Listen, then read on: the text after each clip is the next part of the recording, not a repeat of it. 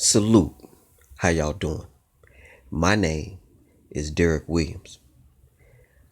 I want to thank this scum from Canada who showed that yes, it is easy to use the DU recording app. I downloaded it today and this will be my maiden voyage using this app. But I want to recognize Wax Dog. Some of the first videos I ever saw of him was with him using the DU recorder. I didn't know what that thing was because I ain't no tech person, but I'm gonna give it a go right here, right now. And as y'all know, I'm just one boy in the comment section on YouTube. The title of this presentation will be called The Demon Who Makes Trophies of Man. I like to look into the abyss. I have no problem looking at evil in all its forms. I think when you do that, you become a stronger and better person for it, as opposed to a snowflake, one that tuck their legs in between their legs or stick their head in the sand because they don't want to talk about certain things. I want to talk about it all because I'm looking for truth no matter where it takes me, good, bad, or indifferent. Don't make me no never mind. Also, I wanna I think in religious circles you hear the phrase a come to Jesus moment. Well, for me today, I came to a come to Satan moment because I'm a contrarian. I don't give a fuck. But some you all refer to the devil as El Diablo, the great deceiver, Iblis. I heard Hassan Campbell refer to it as the Shaitan. I guess that's the devil for Muslims. I ain't for sure. Although I am an agnostic, I question all religions, but it has to be something bigger than man himself.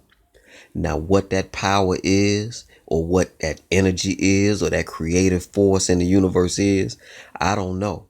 And I don't believe none of y'all know it neither. You just got your best guess. So anyway, these are some examples of evil.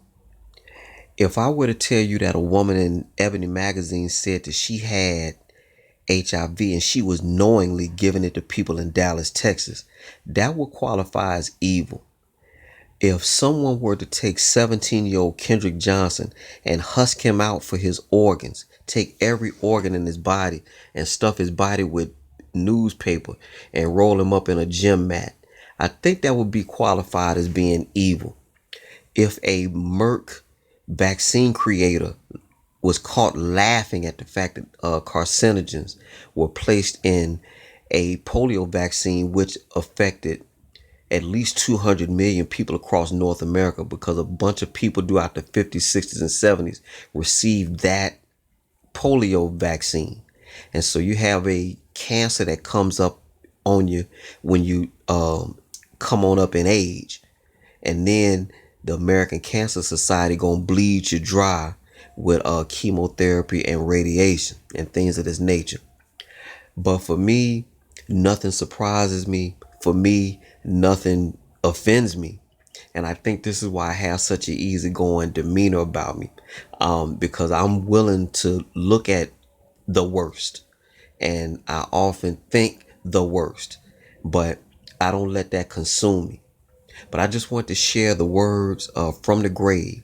These are the words of the great social commentary of Paul Harvey, a great social commentator from the 60s and 70s. When I was a little boy and I used to watch the news, Paul Harvey always left you with something to think about.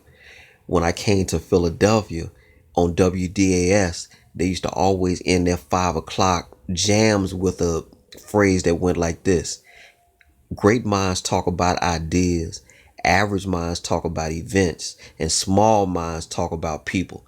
Kind of like this roasters here in Philadelphia. I did a little quick video presentation about this ne'er-do-well the other day. He ain't hitting on nothing. And I would get them flowers ready for Sunday if I was him. But I'm not the devil. But I am just one boy in the comment section on YouTube. So I want y'all to enjoy this commentary.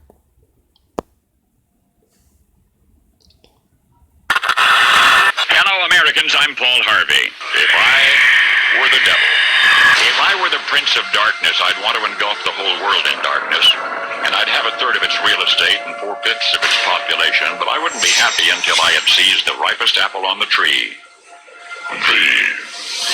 So I'd set about, however necessary, to take over the United States. President Kennedy has been seriously wounded by this shooting. I'd subvert the churches first. I'd begin with a campaign of whispers.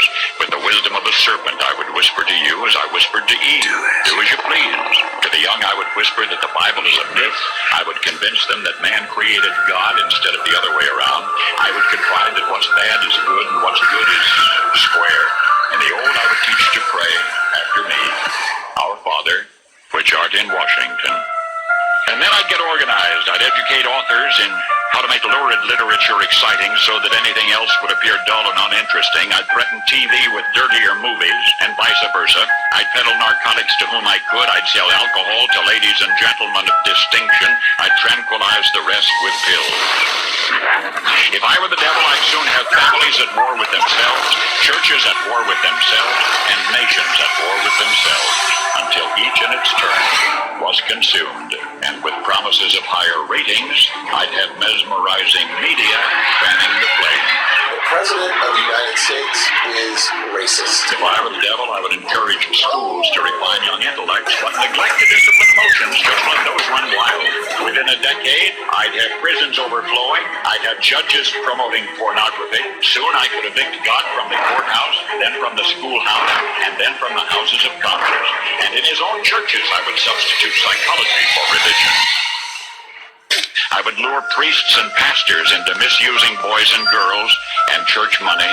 If I were the devil, I'd take from those who have and give to those who want it until I had killed the incentive of the ambitious.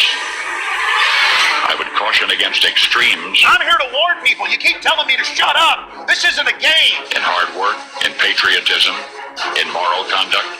I would convince the young that marriage is old-fashioned, that swinging is more fun, that what you see on TV is the way to be.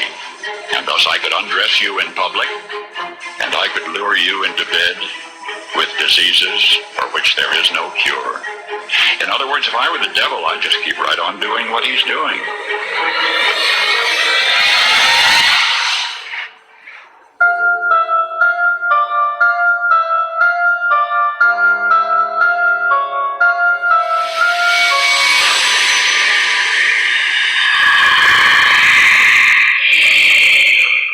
Now you know the rest of the story.